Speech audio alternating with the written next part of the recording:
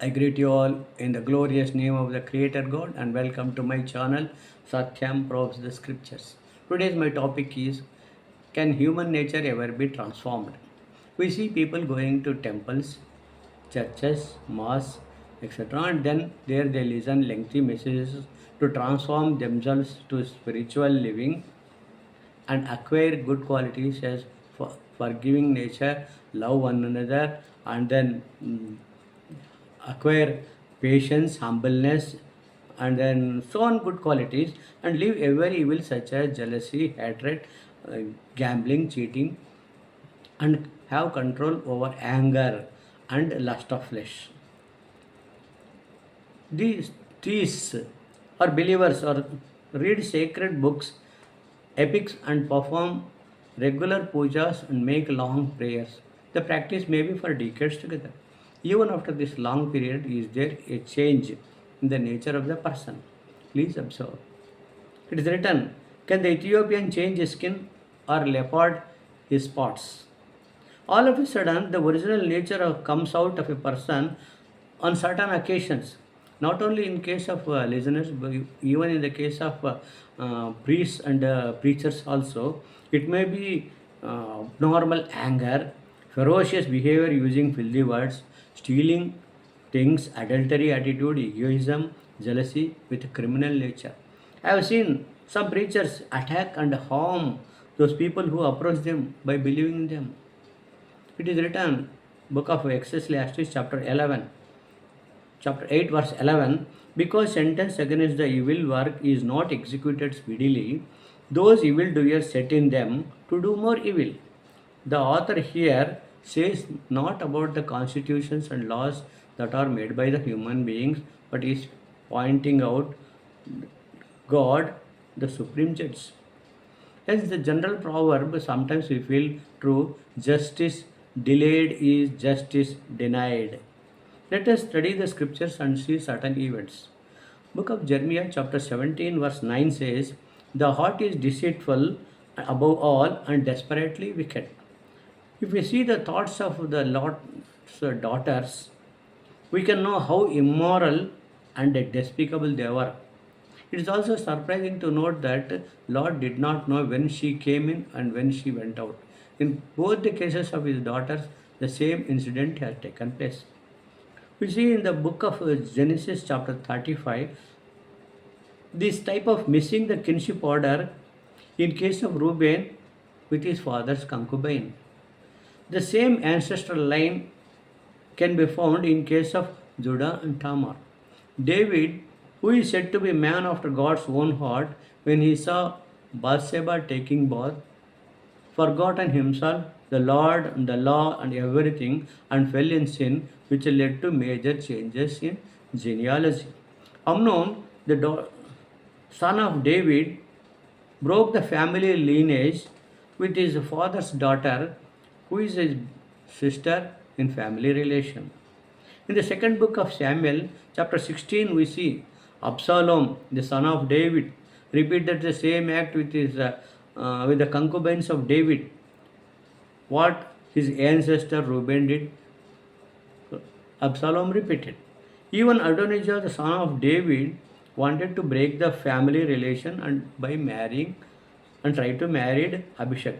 It is written in the book of Galatians, chapter 5, verse 16, walk in spirit, then you shall not fulfill the lust of flesh. Secondly, about anger. Ephesians chapter 4, verse 26 says, be angry, but do not sin. Moses used to go away from the presence of King Pharaoh in anger.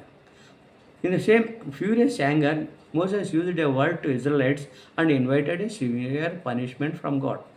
Said to be great servant of God, for his anger he was given a sentence. In the second book of Kings, chapter 2, second, we read, Elisha was so cruel and violent that for a small reason he cursed innocent boys and 42 children were killed by she bears. Elisha, who left everything and followed Prophet Elijah, who turned to God, was there any change in his character? Thirdly, about jealousy. Proverb chapter 14, verse 30 says, envy rottens the bones. Cain killed Abel out of jealousy. Rachel and Leah lived lived together but envied each other. And Joseph's brother sold him to Ishmaelites out of jealousy. Envy led Saul to leave the kingdom ruling and be after David's life. The Jewish people, scribes, Pharisees, and all became leaders for the crucifixion is of only out of envy. Last but not least, disobedience to God. In the book of Exodus, we see God says to Moses, I know these are stiff necked people. God, in all the Gospels, Jesus says, O faithless and perverse generation. We read in the book of Old Testament, in many books, almost all kings of Israel and the people disobeyed the basic commandment of God and did idol worshipping.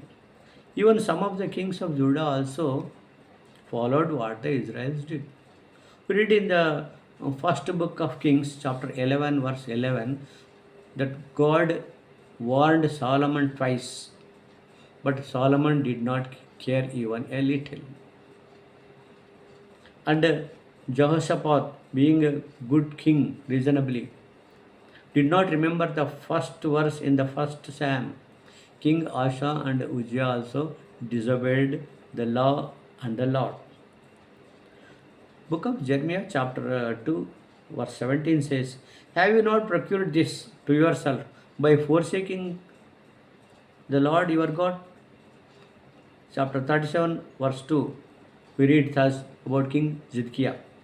Neither he nor his servants nor his people listened to the words of the Lord that he spoke through prophet Jeremiah. Because of this rebellious nature, desolation was brought upon Jerusalem. While concluding, I want to say that preachers holding the Bible for livelihood, who do not reveal the scriptures openly but speak only mainly on promises and blessings, avoiding speaking on conditions to obtain the promises and keep the listeners in dream world. But people who leave the source of livelihood and hold the Bible speak boldly and reveal the facts in the Bible, which are in the form of conditions, and for disobedience what and committing sins, what are the punishments going to come. So the point to be thought is, leave the source of livelihood and hold the Bible, or hold the Bible for the sake of livelihood. Hence, my friends, what is written, I am reminding at the end of this topic. God declared through some prophets, I have not sent them. They are falsely prophesying in my name. Jesus said, beware of the false prophets who come in sheep's clothing, but inwardly they are ravenous wolves. So, my dear friends, may the Lord God guide you to honest preachers and be with you.